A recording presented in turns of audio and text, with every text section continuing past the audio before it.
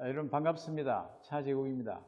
산업혁명의 발원지로 19세기에서 20세기 초까지 전 세계 인구와 영토 4분의 1을 차지하여 해가 지지 않는 나라로 불리워졌고, 의회 민주주의와 또 축구와 골프를 위시한 수많은 스포츠의 발상지, 잉글랜드, 스코틀랜드, 웨일스, 북아일랜드 등 4개의 왕국이 연합하여 이루어진 나라, 영국인들의 문화에 대해서 함께 생각해 보고자 합니다.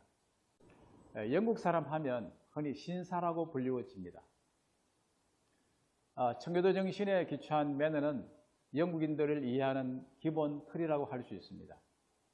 청교도 혁명 때 기초가 다져진 올리버 크롬웰의 철저한 자기 절제 정신은 오늘날 영국인들의 생활과 행동 양식의 기반이 되었습니다. 영국인의 국민성은 크게 4가지로 볼 수 있습니다. 개인주의, 실제주의, 전통성과 변화성, 합리주의 등입니다. 영국인들은 겉으로는 매우 차갑고 꼼꼼한 인상을 주지만 대체로 공손하고 인내심이 강하고 매우 유머러스하다고 할 수 있습니다. 먼저 개인주의를 살펴보면 영국인은 개인주의적 사고방식이 팽배해 있는 점을 많이 발견할 수 있습니다. 영국인들은 대체로 타인의 사적인 일에 관심을 두지 않습니다. 영국 국민성의 밑바닥에는 각 개인의 사생활과 개성과 자유의 가치를 존중하는 생활의 의식이 뿌리박혀 있기 때문에 그렇습니다. 두 번째는 실제주의입니다. 영국인들이 중요시하는 기본 매너의 핵은 분수를 넘는 일, 즉 무엇이든지 지나친 것은 삼가한다는 것입니다. 참을성이 강하고 이성적으로 사고하고 감정을 억제하는 경향이 있습니다.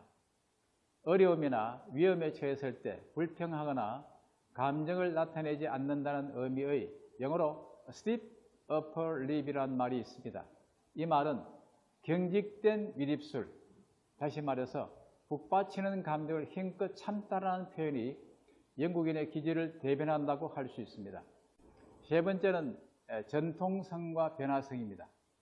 영국인들은 전통을 존중하는 반면에 역사의 흐름에 대한 적응력도 강하여 영국 속담에 변화 외에 영원한 것은 없다라는 속담이 있습니다. 영어로 There is nothing permanent except change라는 말이 있습니다. 옛것을 보존하되 끊임없이 변화를 추구해가는 국민성을 볼 수 있습니다. 네 번째, 합리주의입니다. 철저한 합리주의와 꼼꼼한 준비정신 또한 영국인의 독특한 트레이드 마크입니다.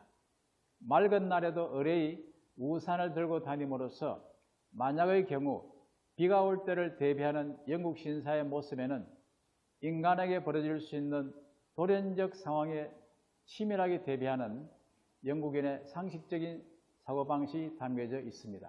자, 이것 4개 외에도 많은 것들이 있습니다. 줄서기 문화라는 게 있죠. 영국인은 2사람만 모이면 질서정연하게 스스로 줄을 섭니다. 특히 비가 오나 눈이 오나 아랑곳 없이 버스를 기다리며 차분하게 줄을 서 있는 모습은 영국에서는 매우 자연스러운 풍경입니다. 그런데 만약 어떤 사람이 세칙을 하려고 하면 줄을 선 사람들이 혐오감을 나타내지만 제지하는 말을 하지 않습니다. 이는 제지하는 말을 할 만큼 용기를 내는 사람이 없기 때문이죠. 영국인은 서로 줄서기의 규칙을 지키리라 기대하는데 이런 기대가 어긋나면 상당히 기분 나빠합니다. 그래도 그분들은 본함을 직접 표현하지는 않습니다. 그 다음 문을 여는 방법이 있습니다. 백화점이나 아파트건 어디든 간에 자기가 문을 통과하면 비오는 사람이 그 문에 손을 댈 때까지 문을 연 채로 있는 것이 매너입니다.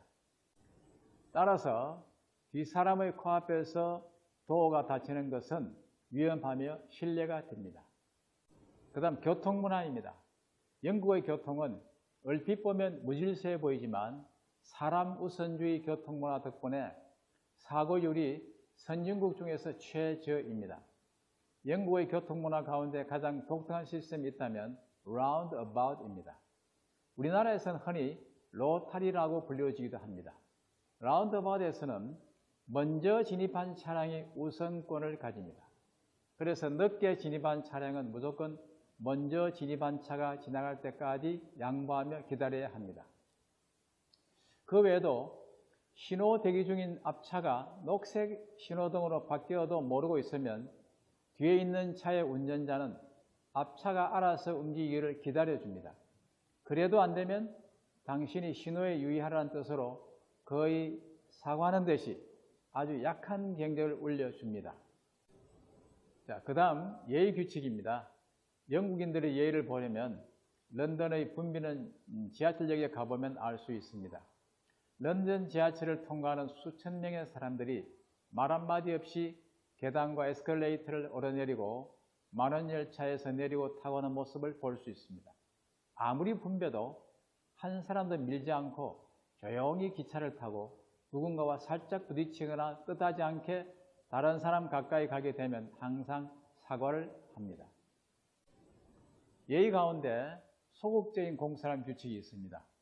소극적 공손함이란 타인의 권리가 침해당하지 않도록 배려하는 행위입니다. 기차나 버스 등에서 나타나는 은근하고 조심스러운 영국인의 접촉 기피증은 소극적인 공손함의 한 예라고 볼 수 있습니다. 그 다음 반사적인 사과입니다.